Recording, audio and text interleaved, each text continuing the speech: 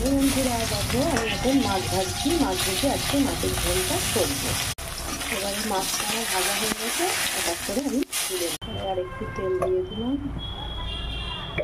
এর মধ্যে পাঁচ ফোড়ন,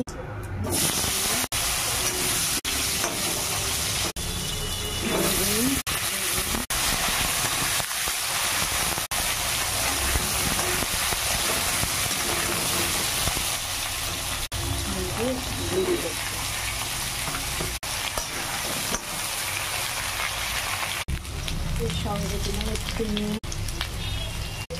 হলুদ, কাঁচা লঙ্কা চেরা, এই টমেটো দিয়ে একটু নেড়ে দিলাম। একটু ঢেকে দিলাম।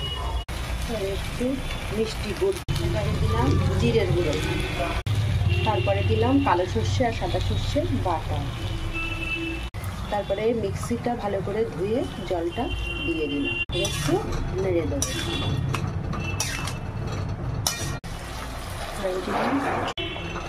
এবারে মাছগুলো দিয়ে দিচ্ছি সব ঝোলের মধ্যে।